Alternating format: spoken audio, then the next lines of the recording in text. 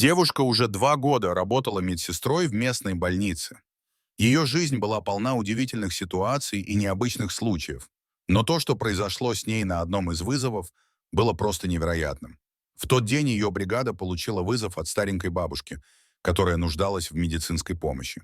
Девушка и ее коллега быстро приехали на место и вошли в дом.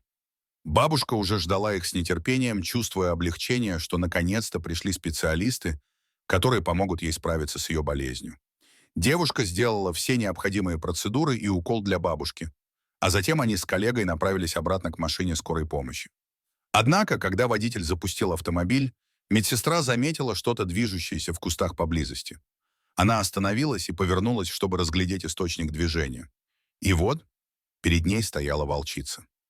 Ее глаза были полны страха и умоляюще смотрели на девушку. Несмотря на свой первоначальный испуг, медсестра почувствовала, что волчица нуждается в помощи. Она медленно подошла к волчице, пытаясь не пугать ее. Волчица начала двигаться вперед, указывая девушке путь. Сердце девушки бешено билось в груди, но она решила последовать за ней и узнать, что именно происходит. Волчица привела девушку в небольшую чащу леса, где на земле лежал раненый волчонок. Его задело несколько пуль, и он оказался беззащитным и нуждающимся в медицинской помощи.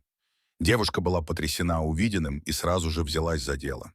Она достала из своего медицинского кофра все необходимое, чтобы оказать первую помощь волчонку. Внимательно и аккуратно она перевязала его раны, стараясь сделать все возможное, чтобы спасти его жизнь. Когда все было сделано, девушка обнаружила пулю, застрявшую в одной из ран. Охотники, похоже, попытались застрелить волчонка, видимо, с целью забрать его шкуру.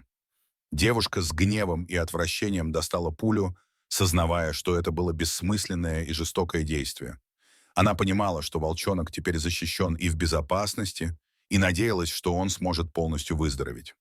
Закончив свою миссию, собиралась вернуться в больницу, чтобы продолжить свою работу.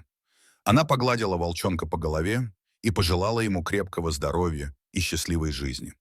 Волчица же, словно понимая ее слова, медленно отошла назад в лес вместе с волчонком. Девушка осталась на мгновение, глядя, как волчица исчезает среди деревьев.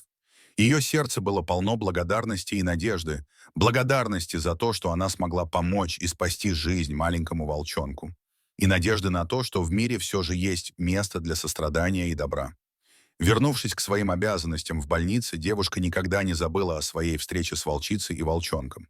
Они стали символом для нее, символом того, что иногда нам предстоит сделать что-то невероятное и необыкновенное, чтобы помочь другим и изменить их жизни. Такова была история девушки, которая не только лечила больных и раненых людей, но и спасла жизнь одному маленькому волчонку. И никто никогда не смог забыть эту историю, которая напоминала всем о важности сострадания и заботы друг о друге.